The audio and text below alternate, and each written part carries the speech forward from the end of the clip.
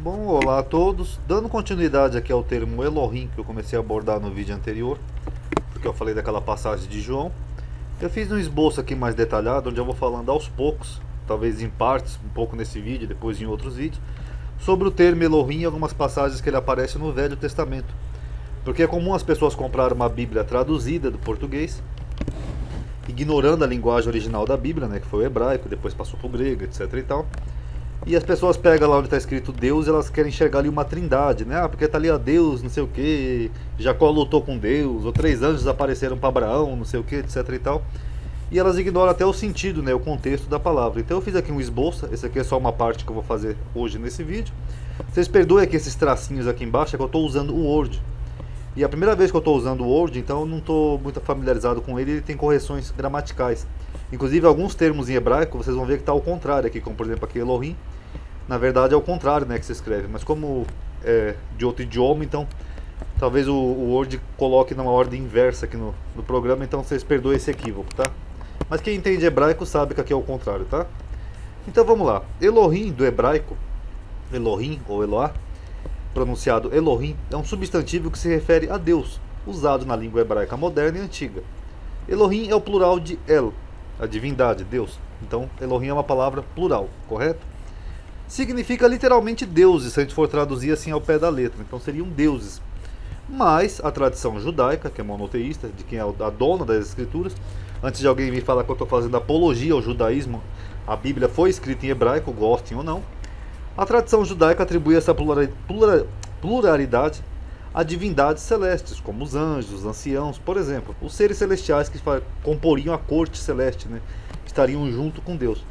E não a deuses, até porque a Bíblia é um livro monoteísta, né? O judaísmo sempre pregou o monoteísmo extremo, então não teria lógica um povo monoteísta crer em deuses.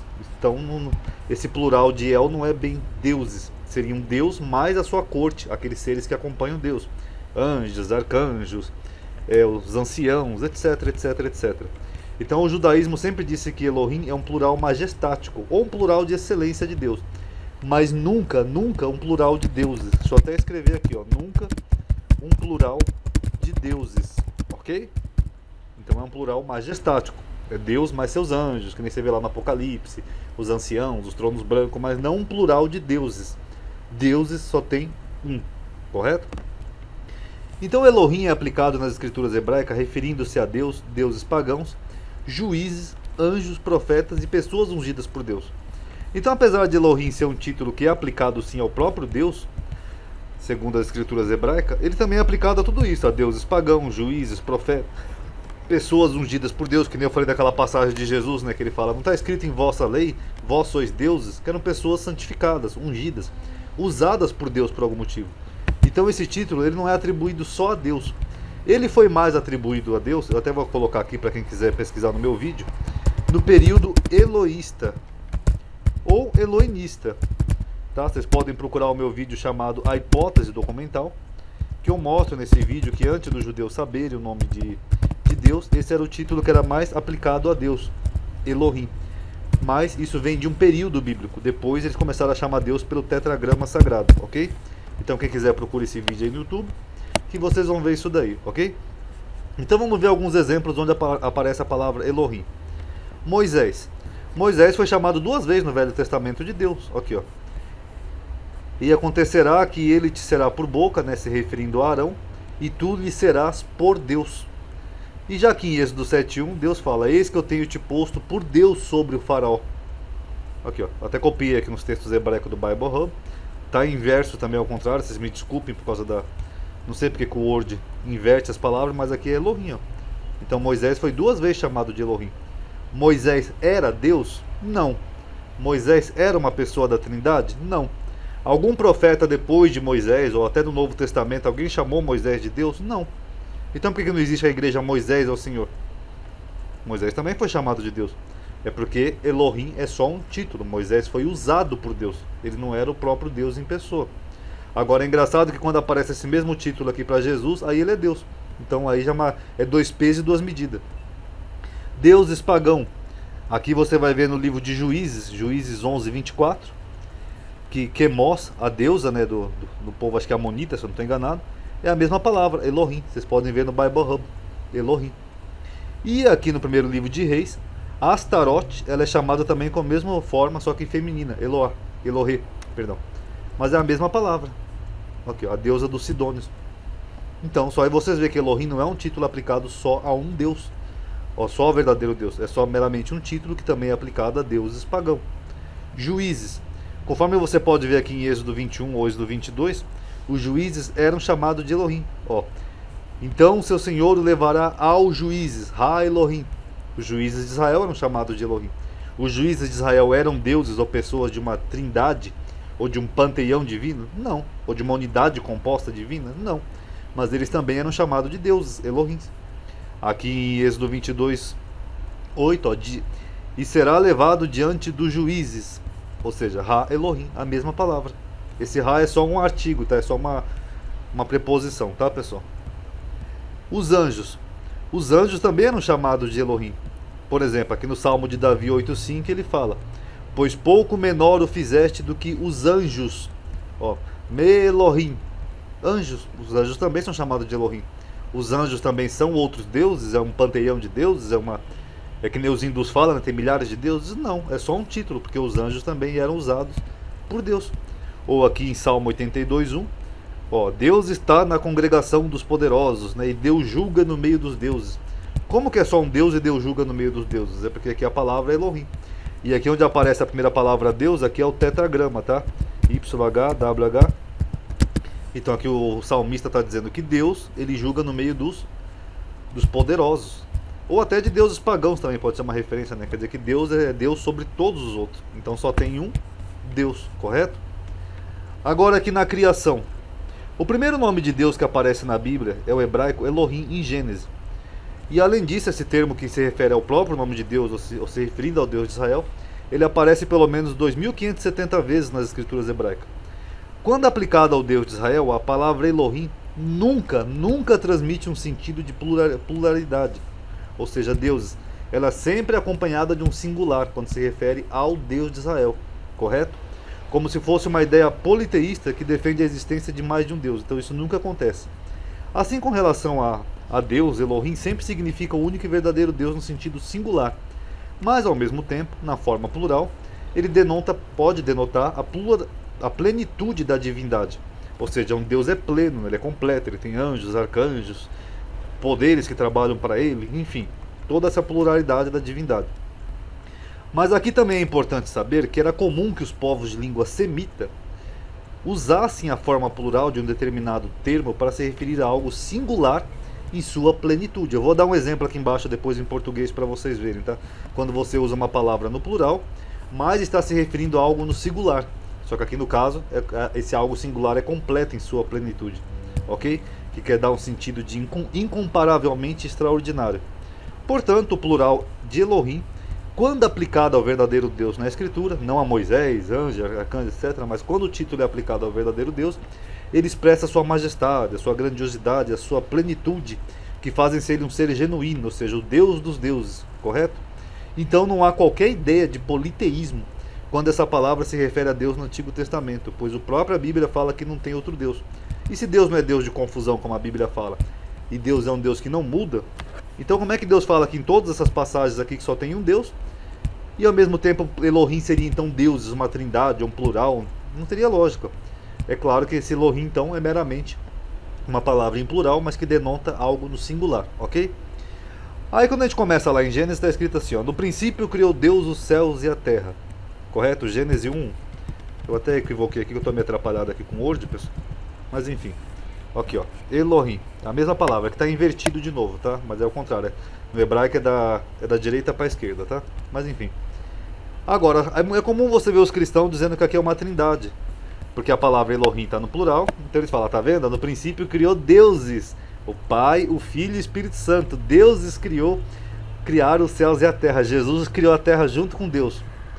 Ok, só que aqui, apesar da palavra estar no plural, o verbo aqui criou está no singular. Ó, criou, um ser criou. Não está dizendo que eles criaram.